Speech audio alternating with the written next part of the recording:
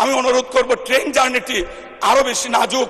মাননীয় প্রধানমন্ত্রী ট্রেনের দিকে একটু নজর দিলে আমরা বৃহত্তর সিলেটের মানুষ আমরা কৃতজ্ঞ থাকব। আমরা কিন্তু 4ই আগস্ট হবিগঞ্জ আমরা স্বাধীন ঘোষণা করেছিলাম। আজকে স্মরণ করছে মাতৃতুল্য দেশনেত্রী বেগম খালেদা জিয়াকে, যিনি 41টি বছর বিএনপি রাজনীতি করার সুবাদে আমার মতো অসংখ্য কর্মী উনি সৃষ্টি করেছেন। চরম বিপদে যিনি আমাদেরকে মায়ের মতো আগলিয়ে রেখেছিলেন, আজকে উনি আমাদের মধ্যে নেই। আমরা মহান আল্লাহর কাছে পবিত্র রমজান মাসে ওনার জন্য প্রার্থনা করছি, আল্লাহ যেন ওনাকে জান্নাতুল ফেরদৌসের মেহমান হিসাবে কবুল করেন। আমি কৃতজ্ঞতা জানাচ্ছি আমাদের প্রিয় নেতা, দলের অভিভাবক, আমার অভিভাবক জনাব তারেক রহমান সাহেবকে, যিনি এই সংসদে সদস্য হিসাবে নির্বাচিত হওয়ার জন্য আমাকে মনোনয়ন দিয়েছিলেন। আমি আমার নির্বাচনী এলাকা হবিগঞ্জ, শায়েস্তাগঞ্জ, লাখাইয়ের এই 4.25 লক্ষ মানুষের প্রতি কৃতজ্ঞতা জানাচ্ছি, যারা চরম প্রতিকূলতার মধ্যে অনেক মিথ্যা প্রতিশ্রুতি, জান্নাতের প্রতিশ্রুতির পরেও যারা আমাকে প্রায় 1 লক্ষ ভোটের ব্যবধানে ভোট দিয়ে নির্বাচিত করে 137টি আসনের প্রায় সবকটি আসনে তারা আমাকে নির্বাচিত করে এই মহান সংসদে আসার সুযোগ সৃষ্টি করে দিয়েছেন। আমরা রাজনীতি করি, গণমানুষের কথা বলি। আজকে এই মহান সংসদে আমার জীবনের প্রথম বক্তব্য এই 15ই মার্চ। তার আগে আমি 3 বার পৌরসভার মেয়র, ভিন্ন ভিন্ন পরিস্থিতিতে আমি নির্বাচিত হয়েছিলাম। সর্বশেষ একটি মিথ্যা মামলায় আমি সিলেট কারাগারে আটক ছিলাম। আমার বাড়ি হবিগঞ্জ থেকে 125 কিলোমিটার দূর। সেই সিলেট কারাগারে বন্দি থেকে আমার নেত্রী মাতৃতুল্য বেগম খালেদা জিয়া সেই দিন আমাকে মনোনয়ন দিয়েছিলেন স্থানীয় সরকার নির্বাচনে। সেখানে আমার প্রতীক ছিল ধানের শীষ। ফ্যাসিস্ট আওয়ামী লীগের বিরুদ্ধে মানুষ বাইরে থেকে যেখানে নির্বাচন করার সাহস করতো না, সেইখানে আমার নেত্রী আমাকে মনোনয়ন দিয়ে বলেছিলেন, আমার দোয়া তোমার প্রতি থাকলো, ভোট করো। আমি সেই ভোট করে নৌকাকে 3500 ভোটে পরাজিত করে টানা 3য়বার মেয়র নির্বাচিত হয়েছিলাম। 2018 সালে আমাদের প্রিয় নেতা এবার নগদে পাচ্ছেন হেলিকপ্টার অফার, তাই কেনাকাটার পেমেন্ট নগদে করুন আর বুঝে নিন 2000 টাকারও বেশি ক্যাশব্যাক সহ হেলিকপ্টার রাইড। পেমেন্ট শুরু করুন আজই। আমার অভিভাবক জনাব তারেক রহমান সাহেব আমাকে প্রধানমন্ত্রী খালেদা জিয়ার নির্দেশে আমাকে মনোনয়ন দিয়েছিলেন। সেখানে আমি প্রায় 70,000 ভোট পেয়েছিলাম। কিন্তু দুঃখের বিষয় আজকে জানাতে চাই সংসদকে, এই নির্বাচন কি হয়েছিল সারা বাংলাদেশের মানুষ আপনারা জানেন। নির্বাচনের পরে এই ফ্যাসিস্ট সরকারের ইশারায় আমি নাকি ভোট কেন্দ্রে ভোট চুরি করেছি। সেই অপরাধে 4টা কেন্দ্রে ভোট চুরির অপরাধে আমাকে 16 দিন 40 জন নেতাকর্মী নিয়ে কারাগারে থাকতে হয়েছে। ভিন্ন ভিন্ন পরিস্থিতিতে বারবার কারাগারে গিয়েছি, বিভিন্ন কঠিন পরিস্থিতির মুখোমুখি হয়েছি। পবিত্র ঈদুল ফিতরের দিন হবিগঞ্জে জেলখানায় আওয়ামী লীগ ভাড়া করে কুনিয়ে এনে আমাকে হত্যার চেষ্টার জন্য আমার পিঠে ছুরিকাঘাত করেছিল, যার ক্ষত এখনো আমি বয়ে বেড়াচ্ছি। আজকে একটি সুযোগ সৃষ্টি হয়েছে মহান জাতীয় সংসদে এসে কথা বলার জন্য।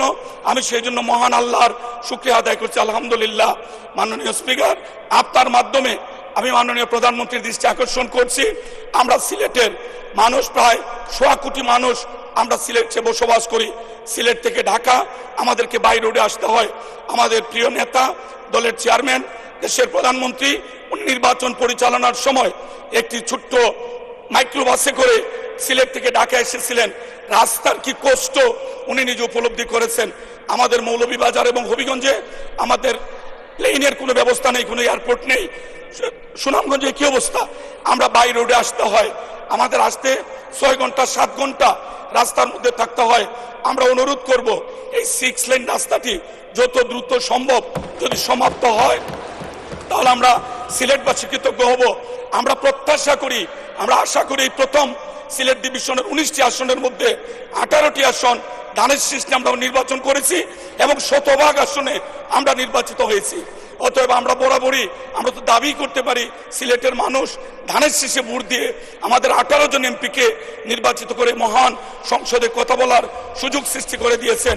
তাই আমি জনদুর্ভোগ বিবেচনায় এই ঢাকা সিলেট মহাসড়কটি দ্রুত শেষ করার জন্য উদ্যোগ নেওয়ার জন্য যথাযথ কর্তৃপক্ষকে মাননীয় প্রধানমন্ত্রী নির্দেশ দিবেন এই অনুরোধটুকু রাখছি। মাননীয় প্রধানমন্ত্রী উনি প্লেনে সিলেট গিয়েছেন, বাই রোডে উনি সিলেট থেকে ঢাকা এসেছেন, কিন্তু ট্রেন জার্নি ওনার সুযোগ হয়নি। ট্রেনের যাত্রা আরো কষ্ট, আরো বেশি ভোগান্তির। আমরা অনুরোধ করব, এটা প্রাসঙ্গিক কিনা আমি জানি না, আমি 3 বার পৌরসভার মেয়র নির্বাচিত হয়ে কাজ করেছি। মহান জাতীয় সংসদে এই প্রথম বক্তব্য, ভুল ত্রুটির জন্য ক্ষমা চাচ্ছি। আমি অনুরোধ করব, ট্রেন জার্নিটি আরো বেশি নাজুক। মাননীয় প্রধানমন্ত্রী ট্রেনের দিকে একটু নজর দিলে আমরা বৃহত্তর সিলেটের মানুষ আমরা কৃতজ্ঞ থাকব। আমাদের অনেকগুলি সমস্যা, আমার হবিগঞ্জে 2020 সালে একটি মেডিকেল কলেজ তারা স্থাপন করেছিলেন।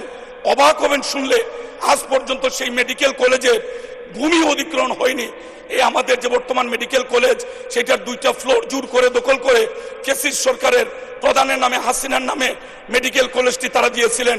এই জুলাই আন্দোলনে সারা বাংলাদেশ স্বাধীন হয়েছে 5ই আগস্ট। আমাদের বলতে দ্বিধা নেই, আমরা কিন্তু 4ই আগস্ট হবিগঞ্জ আমরা স্বাধীন ঘোষণা করেছিলাম। আমরা সেই হবিগঞ্জের মানুষ, আমরা মেডিকেল কলেজের নাম পরিবর্তন করেছি, কিন্তু আমরা আমাদের মেডিকেল কলেজের জায়গা কোথায় হবে আজও আমরা জানতে পারিনি। ঠিক একইভাবে 2021 সালে আমাদের কৃষি বিশ্ববিদ্যালয় তারা ঘোষণা দিয়ে একটা ভাড়া বাড়িতে কৃষি বিশ্ববিদ্যালয়ের কার্যক্রম 216 জন ছাত্রছাত্রী নিয়ে তারা কাজ শুরু করেছেন। আজ পর্যন্ত আমাদের কৃষি বিশ্ববিদ্যালয় কোন জায়গায় হবে সেই জায়গা অধিগ্রহণ হয়নি। মাননীয় প্রধানমন্ত্রী, আমি এই মহান সংসদের স্পিকারের মাধ্যমে আপনার দৃষ্টি আকর্ষণ করছি, হবিগঞ্জের মানুষ চেয়ে আছে, আপনি প্রতিশ্রুতি দিয়েছেন সারা দেশে সুষম উন্নয়ন হবে, আপনি উন্নয়ন বিশ্বাস করেন। হবিগঞ্জের মানুষ, আমরা 4টি আসন হবিগঞ্জে আমরা ধানের শীষকে বিপুল ভোটের ব্যবধানে আমাদেরকে নির্বাচিত করেছে। আমি সকলের পক্ষে অনুরোধ করছি, আমাদের মেডিকেল কলেজ এবং কৃষি বিশ্ববিদ্যালয় যদি হয়, এবং যে কলেজ থেকে আমি 1988 সালে বিএ পাস করেছি, সেই কলেজটি 100 বছরের পুরাতন। এখনো আমাদের কলেজ ভবনগুলি উপরে টিন শেড। আমি জানি না কি কারণে আওয়ামী লীগে তো অন্যায় করেছে, একটি ভবন নির্মাণ করতে পারেনি। সেই পুরাতন কলেজে অন্তত 2টি ভবন যদি নির্মাণ হয়, আমাদের 17 থেকে 18 হাজার ছাত্রছাত্রী, সেখানে সরকারি বৃন্দাবন কলেজের ভবন নির্মাণের ক্ষেত্রে দৃষ্টি দেওয়ার আহ্বান রেখে এই মহান সংসদে আমাকে কথা বলার সুযোগ সৃষ্টি করে দেওয়ার জন্য স্পিকার, আপনাকে আবারও ধন্যবাদ জানিয়ে আমি আমার দলের প্রতি কৃতজ্ঞতা জানিয়ে আমি আমার কথা শেষ করছি। আল্লাহ হাফেজ, বাংলাদেশ জিন্দাবাদ। আসসালামু আলাইকুম রহমতুল্লাহ। ধন্যবাদ মাননীয় সদস্য।